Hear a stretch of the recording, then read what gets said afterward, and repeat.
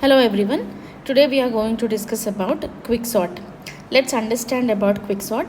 Quicksort is one of the sorting technique and this will be implemented using divide and conquer technique. So divide and conquer technique is what we learned already in the previous videos.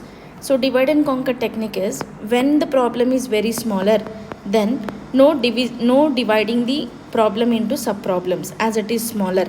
When the problem is very large, then it is needed to divide the problem into sub problems. Now each sub problem will be handled individually to find the solution. Once after we find solution individually, we'll combine the solution and we'll be getting the final solution which is for the problem. So this is what exactly idea of divide and conquer strategy. Now quicksort is not required merging operation. No merging is needed for quicksort. Let's see why it is not required or why it is not needed. In quicksort, the division into two subarrays is made so that the sorted subarrays do not need to be merged later. This is accomplished by rearranging the elements into A of 1 into n such that A of I less than or equal to A of j for all I between 1 and m, and j is between from m plus 1 to n. For some m where m always will be 1 less than or equal to m less than or equal to n.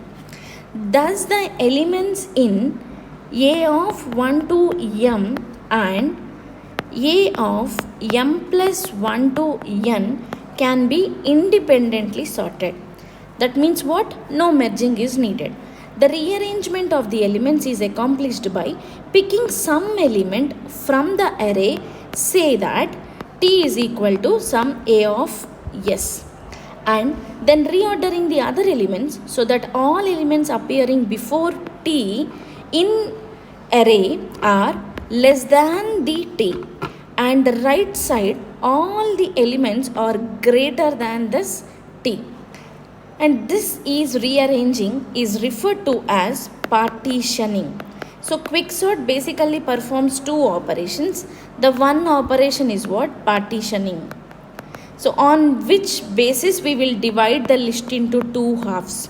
So that is what partitioning, and the second is what? Interchanging.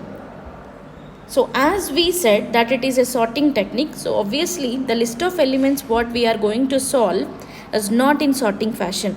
When the list is not in sorting fashion, you have to make it is in sorting. So when you wanted to make it is sorting, for naturally you will be comparing the elements, right? When the elements are to be satisfied this condition, then what we will do, the lesser to be get the lesser element to the left side, we'll exchange it. If the elements are in the right position is what? T element, if it is here, all the elements of left side should be lesser and all the elements of right side T should be greater. So to get this thing, we will be having interchanging of elements. Now let's see how this partitioning works and how recursive of quicksort will work. Now we'll see an algorithm. Algorithm of quicksort. So as we were discussed in divide and conquer, it is for recursive algorithms. So I am writing a recursive quicksort algorithm. I am taking quicksort of p comma q. Now I am going to sort the elements, that the elements are A of p to A of q, which reside in the global array A of 1 to n into ascending order. A of n plus 1 is considered to be defined and must be greater than or equal to all the elements in A of 1 to n. Now if p less than q, this is saying clearly that the list is not having single element. When the list is having single element, our low index and high index seems to be 1. So when the condition is if p less than q, it means that the list is having not single element, we have more elements. When you have more elements, then division is required.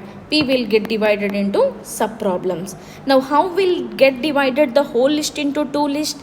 We will be going to take partitioning procedure. And based upon this partitioning procedure, we will be going to divide the list into two halves.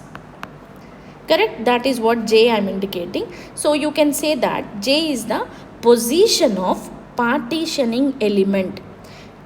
And now, once after you know what is the partitioning element position, then you can solve the sub-problems.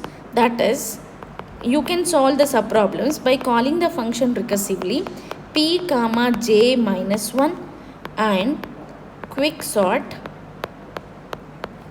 J plus 1 comma Q. Now you please understand, I did not mention any sort of combining solutions, right? So I have written only solving the problem. Now we will discuss one important thing. I wrote here quicksort P comma J minus 1 and J plus 1 comma Q. So let us assume that I am given with one list of elements, that the list is 1 to n.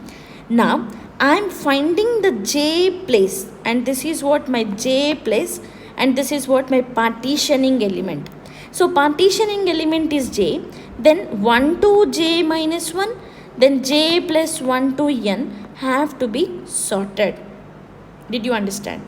These part has to be sorted. That's what we are calling quick sort to be performed from the low index to J minus 1. And for this part also you have to apply quick sort recursively, and you will be executing this till you get the list sorted. So this is what quick sort recursive call. Now we'll see one example how it will take in place. So consider some elements. I am taking some example where my set of elements are some 10, 80, 90, some 20, 30, 60, and point to be noted that the elements are not required to be in sorted manner, because our target is to make it is sorting. So this list is not in sorted manner. I have to make it sorted manner by using quick sort. Quick sort is what? The very first point of quick sort is we have to choose one pivot element, and you have to find the place of pivot element. If I choose pivot element as 10, let us consider my 10 is pivot element. When I choose 10 as my pivot element, yes, you can choose any element as pivot element. Condition apply. The left side of pivot element should be less than the pivot. Right side should be greater than the pivot. So this is what the first point of quick sort. The second point is what? Once you know where to be pivot place, then you can apply sorting on both sides of your pivot element. So this is what exactly we are going to perform in the quick sort. So which element is sorted here? If you it is what sorted fashion, right? Now this is what your pivot element. And we'll take one more example, that 6, 3, 5, 4, 2, 1, 9. Here, can I take 9 as pivot element? Yes, you can take not only 9, you can make an assumption that any element is an pivot element, and you have to find the perfect place of pivot element by applying partitioning procedure. Now let's talk about what is partitioning procedure. We'll take some example. Now let us assume that I have an array of elements. My array is consisting of some 20, 26, 18, 22, 25, 16, 13, 19, 15. These are my array elements. So my array elements 0, 1, 2, 3, 4, 5, 6, 7, 8. So total 9 elements were there in the array. Now assume that I am starting with the index low index, high index. So here I am just moving ahead. Now I am saying it is infinite. So my h is pointing to infinite. So as far as you know that infinite is not having perfect number, we will be assuming it is a maximum size. something like array ends with the maximum size. Now what we will be going to do is we will be going to consider the first element as pivot element. The first step is what? Consider the pivot element. I am considering this is my pivot element. So wherever you are having pivot element, the left side pivot should be less than the pivot. The right side pivot should be greater than the pivot. Correct? Now let's see. 20 after 20, 26 is expected because 20 is lesser than the 26. So if 20 is a pivot element, after 20 all should be greater. 26 is in the right place, 18 is in the wrong place. 18 should be comes to before 20. 22 is in right place, 25 right place, 16 also should come here, 13 also should come here, 19 should come here, 15 should come here.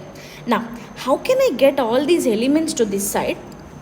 That's what the partitioning algorithm. What we will do is we will take two variables. This is I and this is j. Now my I value always search for an element which is greater than the pivot element. Once I found greater element, I'll increase the I value by I plus plus. Now let's see. Now let us take this comparison in between a of I and a of j. So 20 and your j is where we are moving to 15. So 20, 26, you found next place of I is greater. So I value is shifted to this I because you found greater. It is in the right place. You need not to swap it.